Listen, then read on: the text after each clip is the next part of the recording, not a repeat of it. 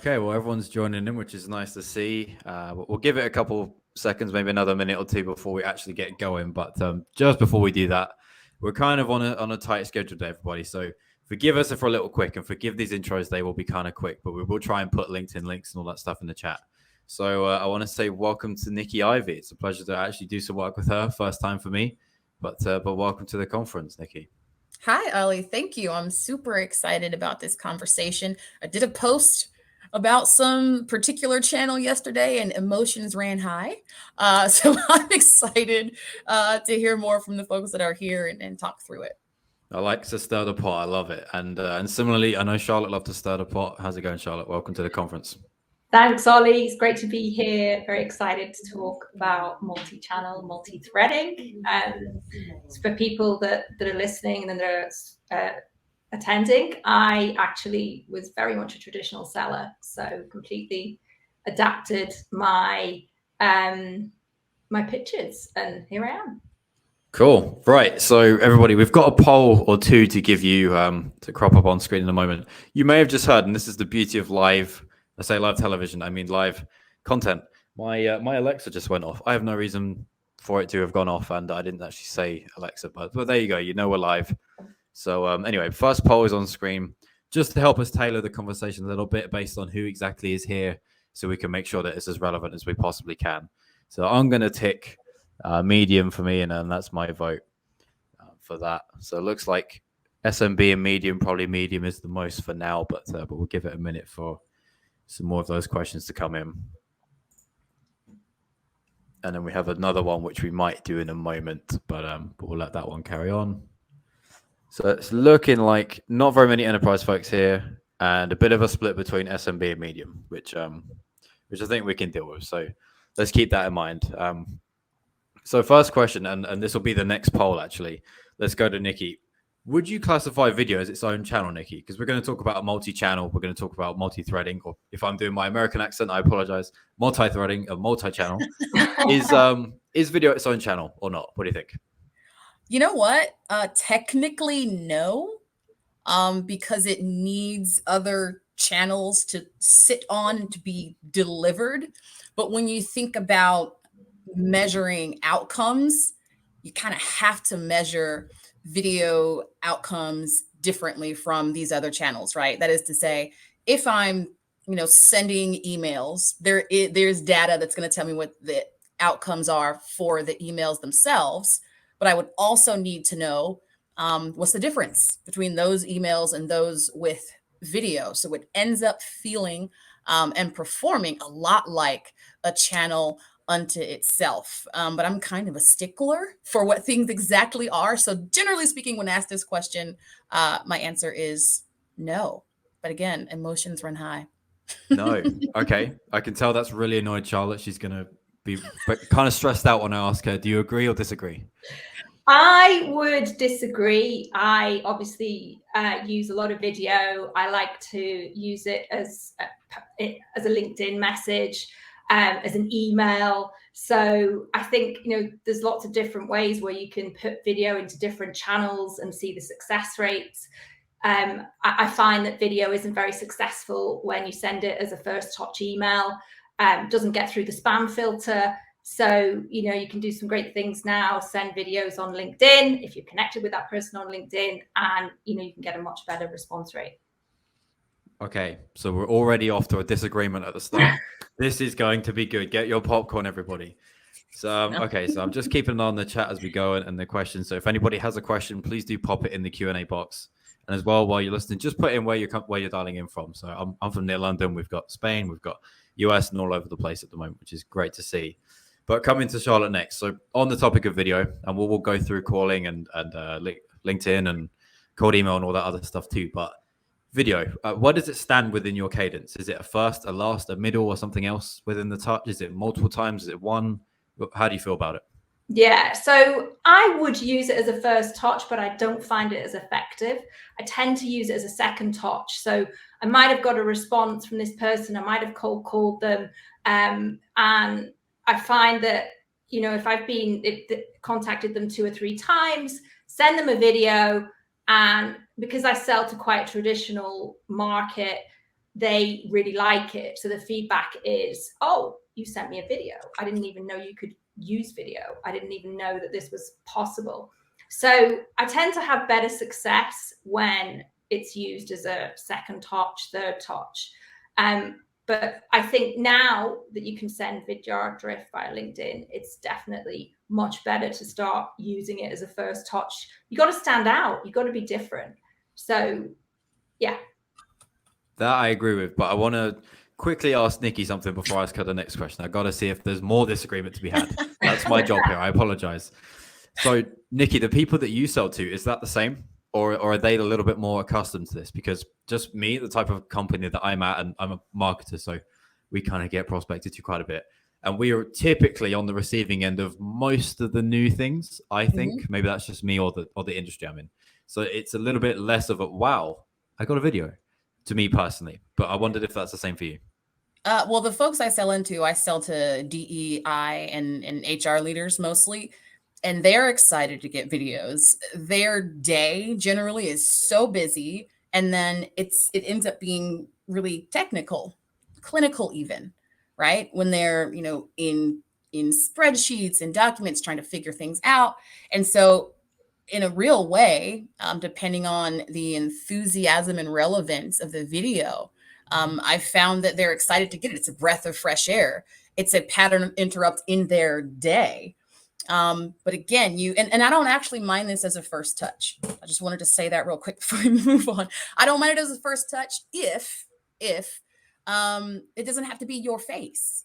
So what I've done is in my research step, maybe I found an interesting article that this person wrote or a post that they wrote, and I thought, I got to talk to this person. So I just made a video and told them the truth, but it wasn't my face. It was a screen share, and it was the post. And I was like, you know what? I saw this. I have questions, had to reach out. That's the copy above the video. And in the video, I just go into a short amount of detail and excitement about why. I think if that's the way you go with a first touch video, it can be received well. But technically, there's always a technical aspect. When you send a video in the first email, it can have an impact on deliverability. It can make it get sent directly to spam. So as a general rule, if I am sending video as a first touch, I'll try and use a social channel versus using email if at all possible. Yeah, especially like a LinkedIn message. If you get the connect, maybe you haven't even used the personalization on the invite. Maybe that I'm hearing that's working a little bit better at the moment. I mean, you just said if you get the connect, but if you really bold, these apps that Charlotte just talked about, right? Your Drift, a lot of these will use a link, right? Drift and Loom, there's a link, and you can send that because it's text, right? In an invitation. It can go either way. There are some people who love it, some people who hate it. But again, if the copy that you leave above whatever that video or link is compelling and relevant, I've had people click on it. So again, the same thing, right? Hey, you posted this. It really resonated with me. I had to reach out. And then they're going to look at the video and see what it is. And you can, again, you're doing this in the connection request. So you're not connecting and pitching, and you don't have to be connected with them to be able to use that that mobile function on LinkedIn to send a video. Just a little workaround. There we go. All right, Charlotte, I'm coming to you next, but everyone be kind. I'm going to put myself out here kind of on an olive branch. Don't shoot me down too hard. You can if I'm wrong, but I just want to tell you, from the offset, I'm here asking the questions. So multi-threading or multi-threading, everybody. Charlotte, let's say you've got your decision maker, or you think they're the decision maker. Maybe they're also a champion, and there's other people involved, maybe technical people who you need to get the deal over the line. And they need to have a look, a say, and a consideration of all of the things going on before the purchase is made.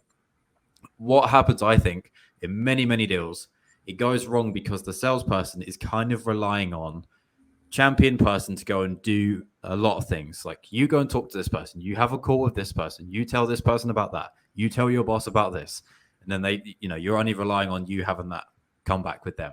That's where it goes wrong. So a bit of deal management in me, I'm thinking, would I send, let's say, the technical person who now needs to know, would I think, let's try and get a call with them, or have the champion, speak to that person as well?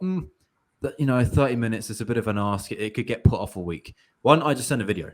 and I'll say, hey, look, John or Jane, whoever, wanted to patch you in on the conversation. I thought, 5-minute video, I'll probably save you 25 further minutes on the phone to someone. Then you got to think about it. Then you might have a question. I just want to say, hi, I'm here. That's me thinking of multi-threading using a bit of video. Tell me, was that stupid? Do you have other ways? Is there different things that you do? And Nikki's nodding her head, so I'm either stupid or very correct.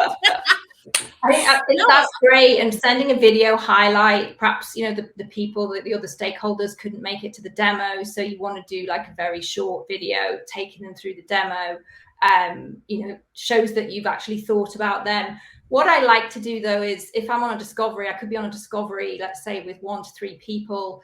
I'll already research the names of the people. So I tend to pitch marketing, I pitch business development. I'll have found out as far as I can who's part of the team, mention their names. They love that because they're not expecting me to know those names. And at the end of the discovery, I'll say, well, we're going to have a demo. Who else needs to be involved? Who's going to feel left out if we don't include them in the demo? And that's the same when you go further down the decision. So you might not get all the key stakeholders on the demo, but when you go to that third sort of, here's the proposal, let's go through it, you want to be asking that question, would anybody feel left out? And then you're not going to ruffle anybody's feathers by saying, oh, we should bring in your boss or your CRO or your CMO. So that works quite well for me. I also do like video highlighting. I'm a fan of it. The industry that I'm selling into, so it's governments, locations, they tend to be quite traditional. They're not used to it. Often they'll have like committee meetings, things like that. So it can be quite useful to just send them a quick highlight because they're never going to remember everything that you say in the demo. And they don't want to read a long email with you sort of putting a summary, a resume of everything that you've said. So yeah, it works quite well as well, doing video highlights. I love that. And Nikki's got a choice here. So pressure on Nikki. I've got to watch the clock. This is the sorry thing about my job here. So we've got Nick in the Q&A. He's got a good question. Or I want to hear your story on multi-threading using video. So which one do you want to do now? I'll answer a question. Sure. All right, let's do it. So Nick says, what is the most forgotten channel in sales? And this is a belter question, Nick. I don't even know what the answer is if I'm thinking of it. So Nikki, what you got? The answer is kind of sneaky, right? I'm going to say social. I think people are going to be like, wait, what? Everybody uses LinkedIn. But that's the point, right? Most folks are focusing purely on LinkedIn when they think about social as a channel. The fact is, if you have not familiarized yourself with B2B SaaS Twitter, I'm going to tell you right now, you need to do that. First of all, it's a lot of fun. And second of all, when you follow the right hashtags, just as on any other platform, it's going to feed you content from people who either think in a way that's relevant to what you sell, or more specifically, relevant to the ideas of the people that you sell to, right? They're going to be, like we all are, talking about, what they're up against or what they're excited about on social. And you just need to be there to hear those conversations. And like I talked about before, especially Twitter, it's a much less crowded and noisy channel. I think I may have gotten 2 Twitter DMs in my entire career related to sales, but that just means that when I see one, I'm going to notice it and be less likely to ignore it. And I would guess that the same goes for other folks. So social, as it differs from just LinkedIn, I think is what people are kind of missing out on. Okay, so Nikki, in a yes or no, Threads. Yes or no? I don't know what you okay, mean. so that's probably a no. Okay. There's this thing on Twitter. I've genuinely muted them, the word thread or the thread emoji, because it just winds me up to death. There's like people just post like endless posts in a row, like like the 70 things you've got to know before you're 70 or whatever. Yeah, and you're I'm like, out. oh man, I got work to do too, But okay, fair enough. So I'm just looking in the chat here. We've got some stuck into SEO Twitter. Yeah, that's a great one. Marketing Twitter is where the SaaS is at for sure. I can promise you that much. Yep. And Molly says, yeah, one of 47 tweets. Yeah, been there a few times. Yeah, definitely mute the word thread. Thread. I see now what you mean. got another question coming in, but I'm keeping tabs on time. So very quickly, maybe Charlotte, this one's for you. For selling on social, is there any good ratio in terms of posting personality and your products and service? And we've spoken about this a fair few times, so I know you got some thoughts on it. I would say more personality first, and then product and service. You want to personally brand yourself. You want to be authentic. You want to be real. You want to show that you're human. You want to talk about what impacts the personas, the ICPs that you're selling to. So, I'm selling a marketing technology tool. I talk about marketing. I talk about some of the challenges that marketers face. I also sell to salespeople, and I'm a salesperson, so I talk about some of the challenges that salespeople face. The more real you are, the more success you're going to have as a seller. So I've managed to engage, some really good leads from just being myself on LinkedIn. Okay, team. I've done a bad job. We have 6 minutes left, and we haven't even touched cold email or cold calling. This is great. Right. Who wants to go on cold calling? Tell me your secret strategies. Tell me your latest tactics that are working. Who wants it? Me. So Go. Cold calling works. I find a lot of CEOs will answer the phone. They want to chat. I probably get around 20 to 40% success rates 3 to 4 times a week, which is great. You've got to say something different. So you use your permission-based opener. You might want to also reference if the person's made a recent transition or there's some recent news that you've noticed about them, something from their Twitter. It could be something personal. I see you watch the NFL playoffs. And then, you just say, I know you're not expecting my call this afternoon. Do you mind if I take a few moments to tell you why I'm calling? And you can decide if it makes sense, if we should continue speaking. And then you'll get a response. So the objective of your cold call is to get the next few seconds. And typically you're not going to be able to sell your product or your service on a cold call, but you want to book the next meeting. So keep the conversation going, be different. Tone of voice is everything. I think this was talked about on one of the other sessions. Late night DJ voice. Don't sound overexcited. I also use cold calling with multi-threading as well. So if I feel that a deal is sort of slowing down, or even if, I've got a call the following week before, I normally send an agenda via email, but I also like to cold call. Well, I guess it wouldn't be a cold call at this point, but I like to call up each stakeholder who's going to be part of that demo and ask them for their feedback. If they weren't on the demo and they're coming on at this point, I'll say, what do you want to see on this demo? You'll get far more out of the person when you call them up. And the worst things that happen, they hang up on you.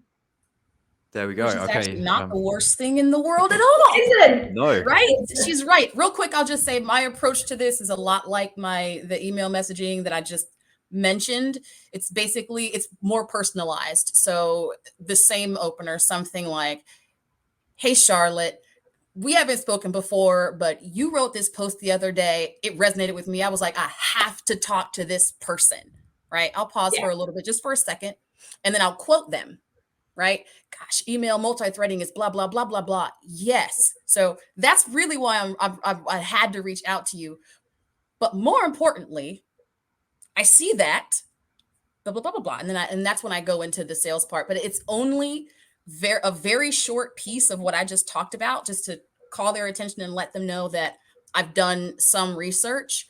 But I don't really get more than 3 or 4 sentences in, and that's actually kind of long, before asking them a question, right? But I wanted to know, and it's usually a how are you doing this question. I wanted to know, how are you making sure that XYZ, and then just be quiet. So we've gotten a question, a relevant question that's going to compel an answer that leads into a selling conversation and a demonstration of that I researched them and that there's some personalization. Also, it's just my personality type to just be like, hey, this is fun. You said something. It was cool. Someone needs to have a word with Nikki. She just read my mind. I was about to ask her, tell me how you perform a cold call. Like, what is your opening line and stuff like that? And she just, right in there, she came and delivered it. So there we go. And with a couple of minutes left, I think we should touch on some cold email too, which is kind of really close to my heart anyways. Yeah. So I think let's avoid like the basic stuff. And there's been other sessions about cold email generally in much more depth. But in terms of a cadence and like multi-channel, multi-threading, I've heard of like, you get the email open so you can call, right? That's kind of like a trigger event. What other little tricks sort of like that have you ladies got in the wheelhouse that you think are maybe slept on or not tried by other people? As part of a sequence? Yeah. The content, I think. And the content is, so to get it back to multi-threading. In my business, there's always, in addition to whoever the HR or DE&I leader is, there's a learning and development person. And so I would send that learning and development person an article on the role of learning and development professionals in DE&I programs. My goal is to foster an internal conversation between these folks. So the L&D person has gotten this relevant, not self-serving piece of content, and the person that I'm directly trying to speak to is getting an entirely different set of content. But again, it's content that surfaces their overlap right away. And then it tends to be easier to get all the other stakeholders to a conversation when I approach it like that. All right. So quickly, Charlotte, I'd love to hear what you have to say on that. We've got a question from Michelle. And then if anybody else has any other questions, please drop them in the Q&A box now. We'll have to do a quick Q&A in the next couple of minutes, and then we're going to be out of here. So Charlotte, you're up. Yeah, so if I'm multi-threading and sending emails, cold emails, I want to be referencing something personal, not talking about anything to do with sort of the cadence or mentioning my product or service. So again, could be looking at their Twitter, their LinkedIn, looking at some of their sort of recent personal posts. If I can't find, and often with a lot of the personas that I'm targeting, they're not on LinkedIn or they're not very active on LinkedIn. So I have to go to like Facebook or Twitter to find something. And if I'm not getting a reply from, say, previous outreach, and I'm sending an email, I might say, oh, was my video that bad? If I sent them a video, was my cold call that bad? And usually I put that in the subject line, something very catchy that is going to make them respond. Cool. Okay. So I can already see there's some drama in the chat. Michelle wants to know opinions on texting, either in cold outreach or once somebody is engaged with you as the seller. Nikki says no to cold. And then Molly says maybe once someone is engaged. So a bit of both. Nikki, my company does SMS cold. I hesitate to tell people do it all the time. And, don't just send a load of messages out there and do that stuff. But I do totally, I always get, I forget which tool it is, and maybe someone will correct me in the chat. There's definitely a calendaring tool, which will do the whole, are you free for the call in an hour? Bingo. I love that kind of stuff. You're going to disagree with me, or am I on target? I think there's a couple of reasons why, for me, cold texting is not my favorite. Number one, the texts I get that are selling me things, they tend to be like, Fashion Nova has a sale. Have you seen what's new at Ulta in the makeup section? And what I don't want to be is another just sales text, right? So to an extent, that would require that we've had some kind of conversation first. Besides that, I mean, there are laws that govern this stuff, and it sounds like your company's figured those out, Ali. But I'm careful when talking to newer reps or folks who aren't as familiar with how to do that without getting in trouble. But besides those two things, I really don't think there's anything wrong with it. It's probably just a matter of preference. Yeah. I don't do it for the reasons I just talked about. Yeah. All right, fair enough. Yeah, and actually one more question just popped up, which I think is perfect for Charlotte and I, given we're in Europe. So Audrey wants to know any success, and what do you think about cold outreach and calls in the EU given GDPR restrictions? Oh yeah, good one. Actually, so I'm going to I agree with what Nikki said. Like we don't call it text. We don't send text in Europe. We send WhatsApps. So most Americans might not be familiar with those, but I wouldn't send a text or WhatsApp on a first outreach. Again, if I've had several sort of outreaches and they've been successful with the person, or, I'm trying to close the deal, something stalled, I'll send them a WhatsApp, might give them a call first, but then send them a WhatsApp. I think, yeah, it's really creepy sending a prospect a text. Certainly in Europe it is, when you've never ever spoken to them before. Like, give them a cold call, leave them a voicemail, tell them you might send them a text, say, just call it. And in that text, you want to put, just called you, this is Charlotte, and then, you know, talk to them that way. But yeah, you don't want to be sending, you want to be different. So you don't want to be sending a creepy sales text on a first outreach. Noted. All right, ladies. I'm going to get yelled at by Amanda if I don't wrap up right now. So in a couple of words, Nikki, can people find you on LinkedIn, or maybe should they head to your Twitter and DM you there, huh? I'm gonna get so many Twitter DMs. It's gonna make me happy. Twitter, yes, Twitter is the least noisy channel, but I'm on LinkedIn. I live there, so it's a pretty safe bet that you'll find me there. Maybe comment on a post or something, and I'll probably not even kidding. I'll probably see that before I see my inbox because it's a dumpster fire. There we go, Charlotte. What about you? LinkedIn, I'm big on LinkedIn.